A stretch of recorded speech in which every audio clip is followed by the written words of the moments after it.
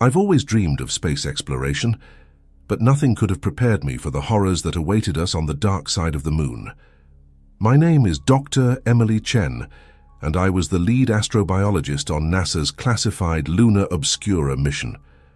Our team of 6 was handpicked for this groundbreaking expedition to investigate an anomalous energy signature detected by our lunar satellites.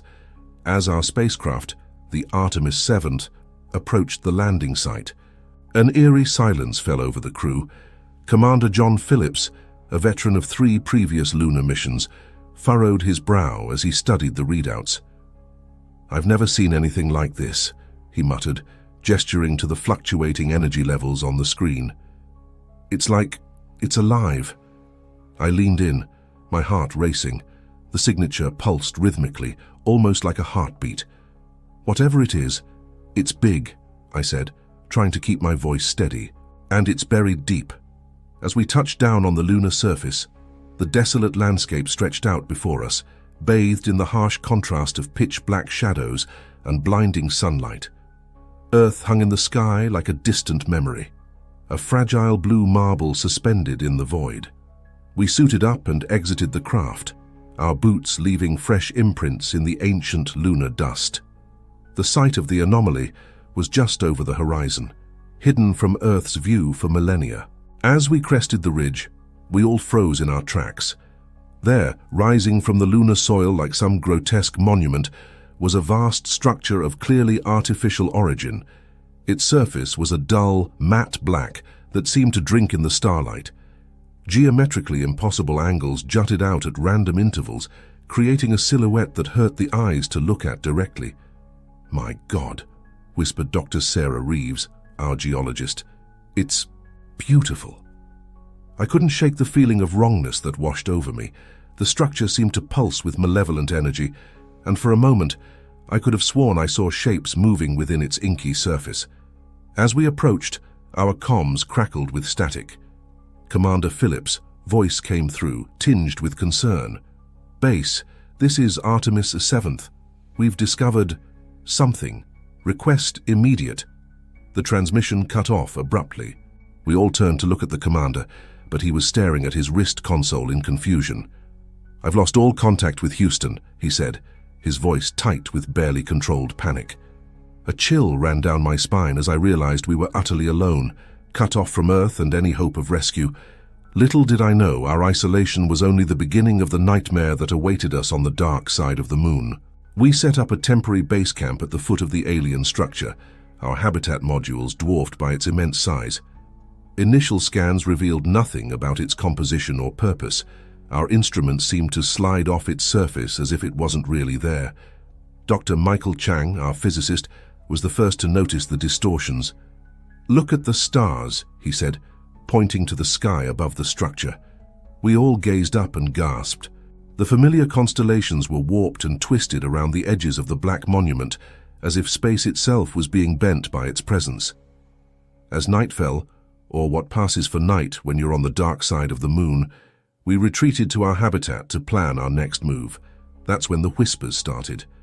At first, I thought it was just the sound of the air recyclers, but then I noticed the others glancing around nervously. "Do you hear that?" Sarah asked. Her voice barely audible. We all nodded, too afraid to speak louder. The whispers seemed to come from everywhere and nowhere at once, just on the edge of comprehension. Occasionally, a word or phrase would become clear, always in a language none of us recognized. Sleep was impossible that night. We huddled together in the common area, jumping at every creak and groan of the habitat's structure. When the artificial dawn finally broke, we were exhausted, but determined to uncover the truth behind the alien artifact. Armed with every sensor and tool at our disposal, we ventured out to examine the structure up close. As we approached, I felt a strange sensation, as if invisible tendrils were probing at the edges of my mind. "Does anyone else feel different?" I asked hesitantly. John nodded, his face pale beneath his helmet. "It's like something's watching us, studying us." We reached the base of the structure, and Sarah placed her gloved hand against its surface.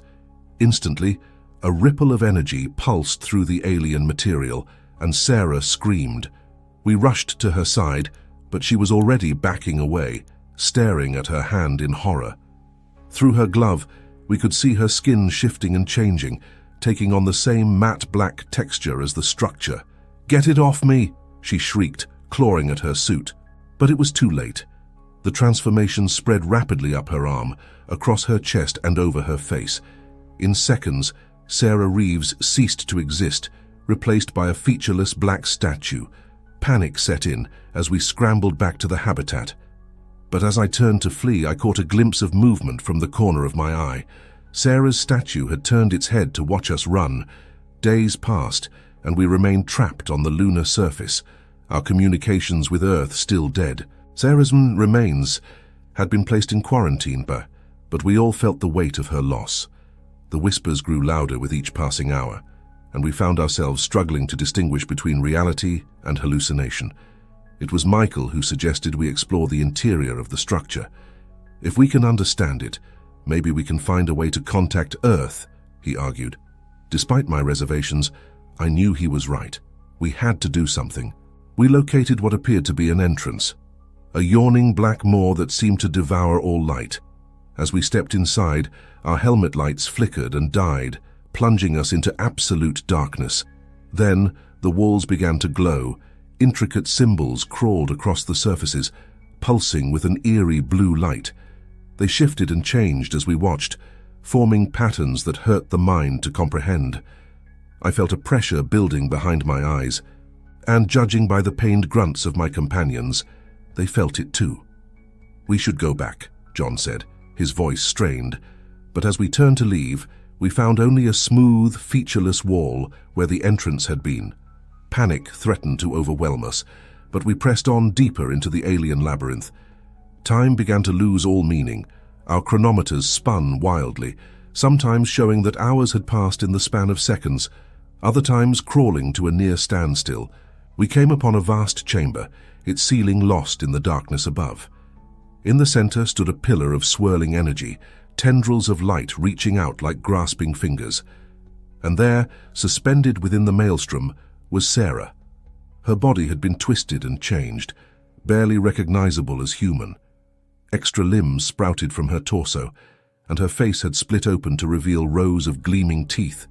Her eyes, now multifaceted like an insect's, fixed upon us with a hunger that chilled me to my core.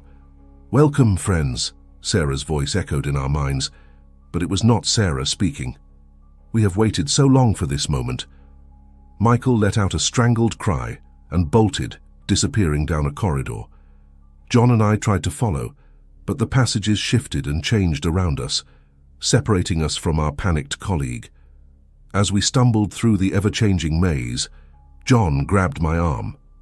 "Emily," he said, his voice tight with fear, "I think I know what this place is." "What?" I asked, dreading the answer. "It's not a structure," he replied. "It's alive. And I think it's been calling to us for a very long time." The walls pulsed in agreement, and the whispers rose to a deafening roar. John's revelation shook me to my core. The idea that this thing had been lying dormant on the moon, waiting for humanity to reach out and touch it, was almost too much to bear. But as we continued our desperate search for Michael and a way out, the horrible logic of it began to take shape. We found ourselves in a chamber filled with what looked like stasis pods, each containing a grotesque hybrid of human and alien anatomy. Some appeared ancient, while others seemed disturbingly recent. "Oh God," John whispered, his voice cracking. "They've been taking people. For how long?" Before I could respond, a familiar voice echoed through the chamber.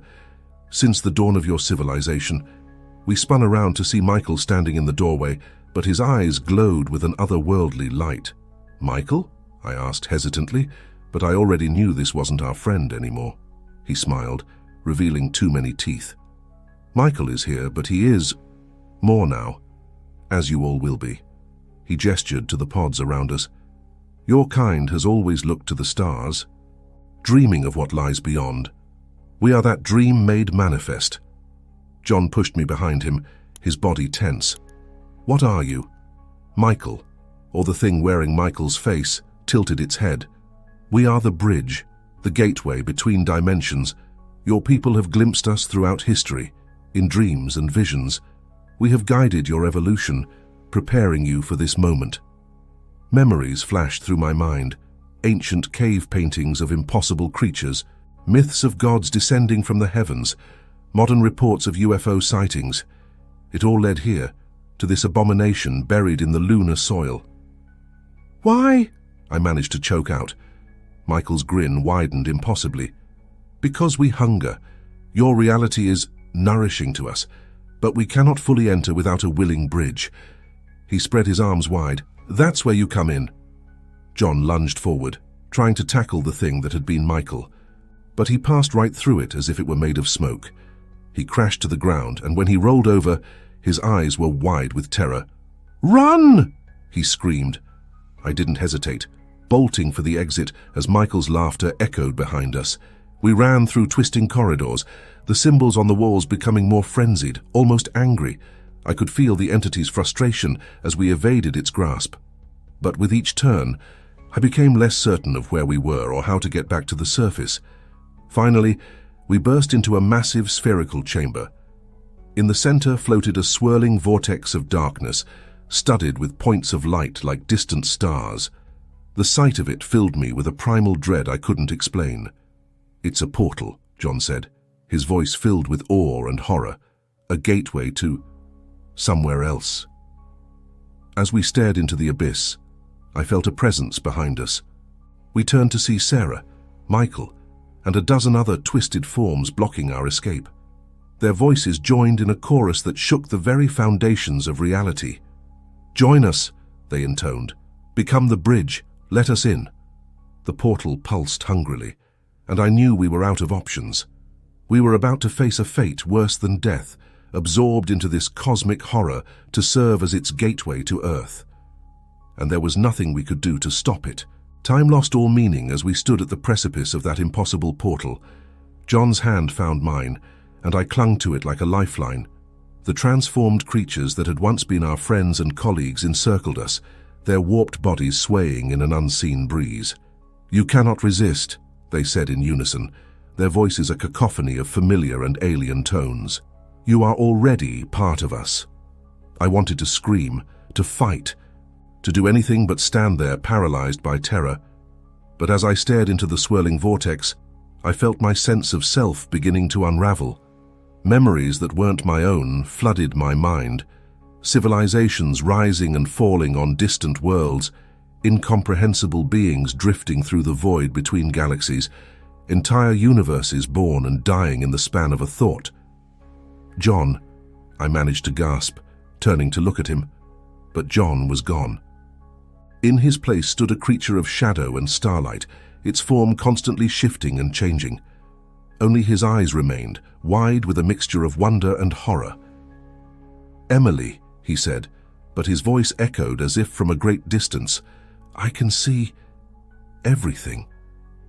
I looked down at my own hands and saw that they too were changing, becoming translucent and filled with swirling galaxies.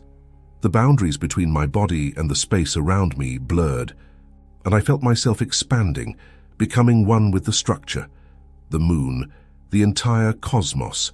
For a moment, it was beautiful. I understood the grand design of the universe, the intricate dance of particles and forces that gave rise to all of creation. But then I saw what lay beyond, in the spaces between realities. They were waiting there, vast and hungry, eldritch abominations that defied description, existing in dimensions beyond human comprehension. And they were looking at me. I tried to scream, but I no longer had a mouth. I tried to run, but I was everywhere and nowhere at once. The entity that had consumed us, that had been lying in wait on the moon for eons, was nothing more than a tendril of these greater horrors. We were to be the key that would unlock the door to our reality, allowing them to pour through and devour everything we had ever known or loved. In that moment of cosmic awareness, I understood the true nature of the universe. It was not a place of wonder and discovery, but a fragile bubble surrounded by ravenous predators, always seeking a way in, and we, in our foolish quest for knowledge, had given them that way. I felt my consciousness fragmenting, pieces of my identity scattered across time and space. I saw alternate versions of myself in countless other realities, all facing the same fate. In some, we had never gone to the moon. In others, we had found the entity on Mars, or Europa, or in the depths of Earth's oceans. But always, inevitably, we opened the door. As the last shreds of my humanity slipped away, I made one final, desperate attempt to warn Earth. I focused all of my remaining willpower on a single message, hoping against hope that it would somehow reach someone who could prevent this catastrophe. But even as I sent that psychic cry for help hurtling through the cosmos, I knew it was too late. The bridge had been opened, the hunger was coming, and humanity's time in the universe was drawing to a close. I don't know how long I drifted in that state of fractured awareness. It could have been seconds or centuries. But slowly, painfully, I began to pull the pieces of myself back together. I clung to memories of Earth, of my family, of everything I had left behind. It wasn't much, but it was enough to give me a foothold in the maelstrom of cosmic consciousness. As I reformed, I became aware of a signal pulsing through the void. It was faint at first, barely distinguishable from the background noise of the universe, but it grew stronger, more insistent. It was coming from Earth. With monumental effort, I focused my perception on that signal, tracing it back to its source. I found myself looking down at a familiar sight, the sprawling complex of NASA's Mission Control in Houston. But something was wrong. The facility seemed abandoned, overgrown with strange alien vegetation that pulsed with an inner light. I pushed my awareness further into the building itself. There, in the heart of Mission Control, I saw a lone figure hunched over a console. As I drew closer, I realized with a shock that I recognized him. It was Dr. Alan Brenner, the mission director who had sent us to the moon. Brenner looked decades older than when I had last seen him. His face gaunt and his eyes wild. He was broadcasting a message on a loop, sending it out into deep space on every frequency available. "This is Earth calling Luna Obscura team," his cracked voice repeated. "If anyone can hear this, stay away, do not return. The entity has spread. We couldn't contain it. Most of humanity is changed. Those of us left are in hiding. If you're still human, find somewhere safe. If you're something else now, please leave us be. We've suffered enough." I reeled from the implications of his message. How long had I been gone? What had happened to Earth in my absence? I tried to reach out, to communicate with Brenner, but my form was too insubstantial, too alien now to interact with the physical world. As I watched helplessly, a shadow fell across the room. Brenner's eyes widened in terror, and he scrambled away from the console. A figure entered, oozed, into the room. It was vaguely humanoid, but its flesh rippled and shifted constantly, as if struggling to maintain its shape. "Found you?" it gurgled, its voice a horrifying mixture of dozens of different tones. I recognized some of them, my crewmates, other NASA personnel, even the voices of children, all of them, consumed and assimilated into this monstrosity. Brenner backed himself into a corner, his eyes darting frantically for an escape route that didn't exist.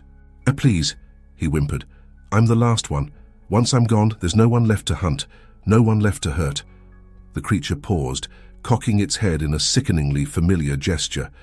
"Oh, Alan," it said, and this time the voice was singular, Sarah's voice. "Don't you understand? This was never about hurting anyone. This is evolution, ascension. Why do you resist becoming so much more than you are?" As the thing that had once been Sarah reached for Brenner, I felt a surge of rage and desperation. With every ounce of my fractured will, I pushed against the barriers of reality, trying to intervene, to save this last remnant of humanity. For a moment, just a moment, I broke through. The air in the control room shimmered, and both Brenner and the creature froze, sensing my presence. "Run," I managed to whisper, my voice echoing from every speaker and screen in the room. Brenner didn't hesitate. He bolted past the momentarily distracted creature, disappearing down a corridor. The thing that had been Sarah howled in frustration, its form rippling violently as it gave chase. I had bought Brenner some time, But I knew it wouldn't be enough.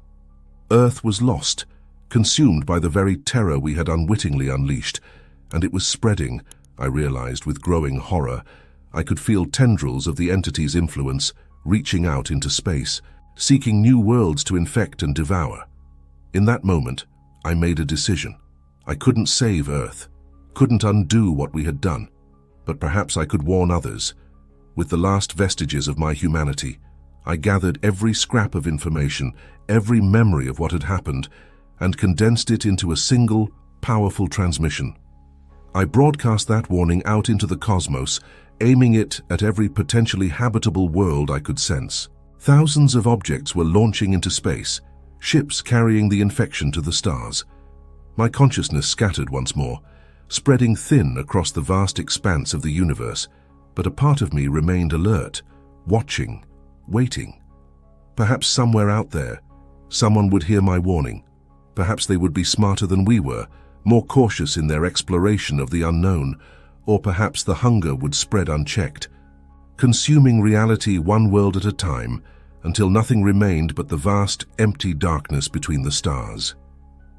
In my last moments of coherent thought, I realized the true horror of our situation.